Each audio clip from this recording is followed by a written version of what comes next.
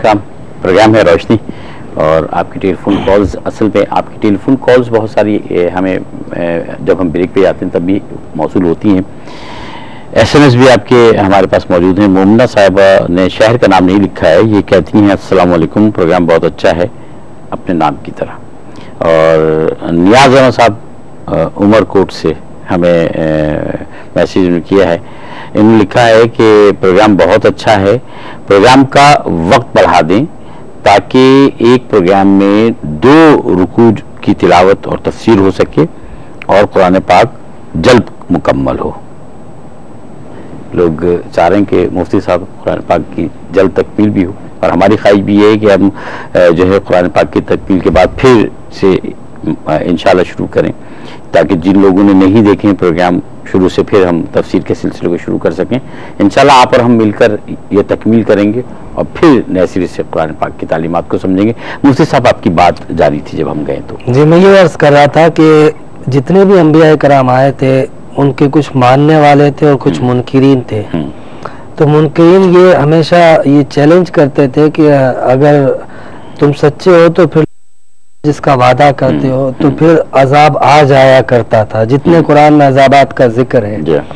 پھر اس کے بعد دوسری امت، دوسری قوم اور نبی بھی آتے رہے، یہ تسلسل چلتا رہا. اب یہ آخری نبی ہیں.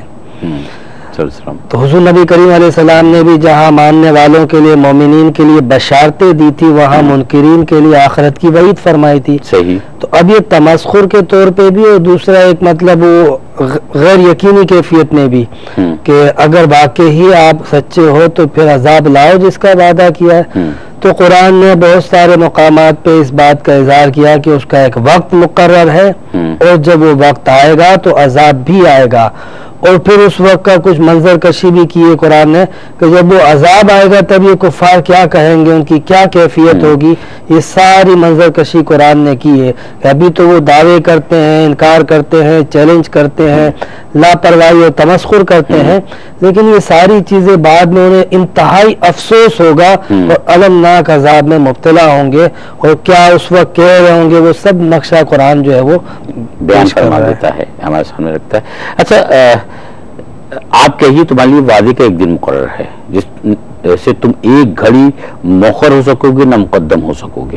جی ذرا وضاحت فرمائیں. دیکھیے ان آیات کو اگر آپ پچھلی آیات کے ساتھ دیکھیں، جیسے کہ جس طرح مفتی صاحب نے بھی ارشاد فرمایا، تو اللہ تبارک و تعالیٰ نے مشرکین سے فرمایا کہ میں تمہیں ایک دن جمع کروں گا جس دن حق اور باطل کا فیصلہ ہو جائے. مؤخر اور مقدم جی دونوں الفاظ استعمال کیے گئے. جی ہاں. تو اللہ تعالیٰ نے فرمایا کہ میں اس دن تمہارا فیصلہ کر دوں گا اور حق اور باطل کا فیصلہ کر دیا جائے گا. کفار نے کہا کہ یہ وعدہ کا پورا ہوگا، اور جیسا کہ ابھی آپ نے فرمایا کہ یہ بات انہوں نے ازراہ مذاق اور تمسخر نبی کریم صلی اللہ علیہ وسلم سے کہی، نعوذ باللہ من ذالک.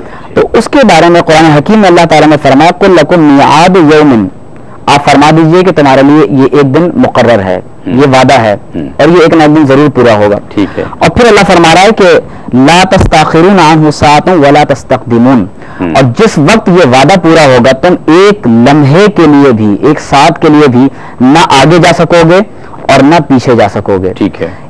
ان آیات سے ہمیں یہ بات معلوم ہوتی ہے، اگر آپ پورے رکوع کو اگر آپ دیکھیں تو ہمیں یہ بات معلوم ہوتی ہے کہ جب قیامت کا ایک دن مقرر ہے، جب موت آنی ہے تو اس وقت ایک انسان کی قیامت آ جاتی ہے. ٹھیک ہے. ایک تو بڑا دن ہے جو قیامت کا آنے والا ہے، سب انسان وہ تو تمام انسانوں کی قیامت برپا ہونی ہے، لیکن جیسے ہی ایک انسان مرتا ہے اس کی قیامت اسی وقت برپا ہو جاتی ہے.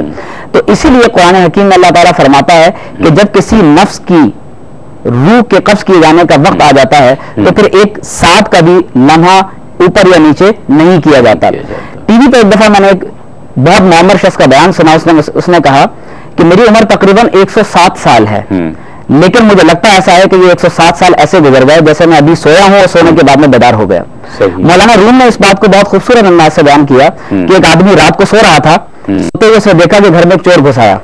اس نے سوچا کہ جب یہ چور سامان باندھ کر لے جانے لگے گا تو میں اٹھ کر اس کو رنگے ہاتھوں پکڑ لوں گا، لیکن اسی اسنا میں اس کی دوبارہ آنکھ لگ گئی. صبح اٹھا تو چور سارا سامان لے جا چکا تھا. آپ فرماتے ہیں بالکل اسی طرح سے انسان اپنی زندگی کے اندر یہ محسوس کر لیتا ہے، اللہ اپنے نبیوں کے ذریعے، اپنے ولیوں کے ذریعے، اپنے علماء کے ذریعے یہ بات بتا دیتا ہے کہ تمہارا ایمان جا رہا ہے، لیکن انسان یہ سوچتا ہے کہ میں آج نہیں تو کل توبہ کر لوں گا. غفلت کی طرف پڑا رہتا ہے. لیکن جب وقت آتا ہے تو پھر انسان کو نہ ایک لمحے آگے جانے کا موقع ملتا ہے نہ ایک لمحے پیچھے آنے کا موقع ملتا ہے, اور یہ کام اچانک ہوتا ہے. اسی لیے اللہ تعالیٰ نے اہل ایمان سے فرمایا ہے کہ وَلَا تَمُوتُنَّ إِلَّا وَأَنْتُمْ مُسْلِمُونَ, تم ہرگز نہ مرنا مگر اس حالت میں کہ تم مسلمان ہو. اب موت کا کسی کو وقت معلوم نہیں ہے, تو لہٰذا ایک مسلمان کو چاہیے کہ وہ اپنی زندگی کا ہر لمحہ ایک مسلمان کے طور پر, فرما بردار کے طور پر گزارے, تاکہ جب اس کی موت کا وقت قریب آئے تو وہ اللہ تبارک و تعالیٰ کی بارگاہ میں جھکا ہوا ہو, اللہ کا مطیع اور فرما بردار ہو. کیونکہ جب موت کا وقت آتا ہے تو نہ ایک لمحہ آگے جانے کا موقع ملتا ہے, جو سانس اندر رہ گئی وہ اندر رہ گئی, جو باہر نہیں نکال سکا وہ باہر نہ آ سکی. اس لیے صوفیہ کرام فرماتے ہیں کہ ہوش دردم, اپنے ہر سانس پر نظر رکھو کہ تمہارا یہ سانس اللہ کی فرما برداری میں گزرتا ہے یا اللہ کی نافرمانی میں گزرتا ہے. تو اس پورے رکوع کا جو میسج ہے وہ یہ ہے کہ شرک سے توبہ کی جائے, شفاعت مشرکین اور کفار کے لیے حرام ہے جن کا خاتمہ بالایمان نہیں ہوگا.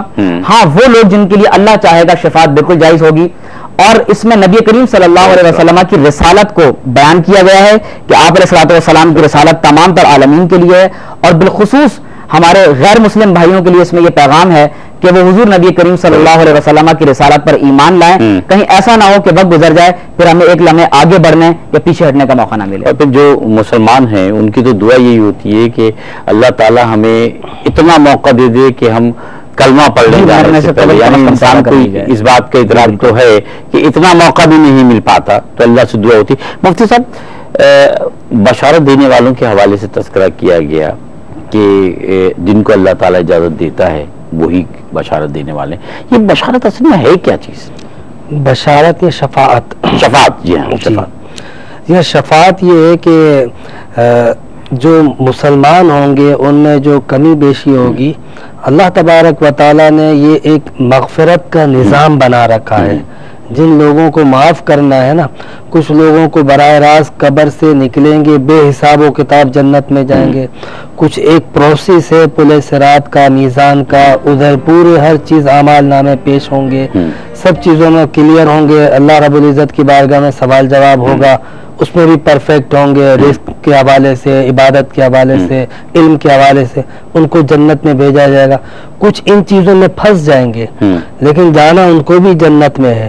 تو اب یہ جو اللہ تعالیٰ کا بخشش اور مغفرت کا نظام ہے اس کا ایک حصہ ہے شفاعت, کہ شفاعت کے ذریعے وہ جو رہ گئے ہیں یہ اللہ تعالیٰ نے, جیسے ایک حافظ جو ہے وہ 10 افراد کو جنت میں لے جائے گا باعمل ہو, اس طرح ایک عالم ہے جس کا مرتبہ یہ ہے کہ انبیاء کے بعد جو سب سے پہلے شفاعت کریں گے وہ علماء ہوں گے. اور پھر انبیاء کرام میں نبی کریم علیہ السلام کی شفاعت کا ذکر جس طرح احادیث میں تفصیل کے ساتھ آتا ہے, تو یہ جو کہا گیا ہے نا کہ الا باذنہ, سوائے ان لوگوں کے کہ جن کو اذن دیا گیا, اس میں سب سے پہلا حق نبی پاک صلی اللہ علیہ وسلم کا ہے کہ آپ گناہ گاروں کے لیے شفاعت فرمائیں گے کہ یا اللہ اس کو معاف کر دے, اس کو معاف کر دے. مزید ڈیٹیل اگر آپ اجازت دیں تو ایک چھوٹے سے وقفے کے بعد ہم آپ سے لیتے ہیں. ناظرین کرام ہمارے ساتھ رہیے گا, روشنی میں ہم آپ کے ساتھ ہیں اور انشاءاللہ گفتگو آگے بڑھائیں گے.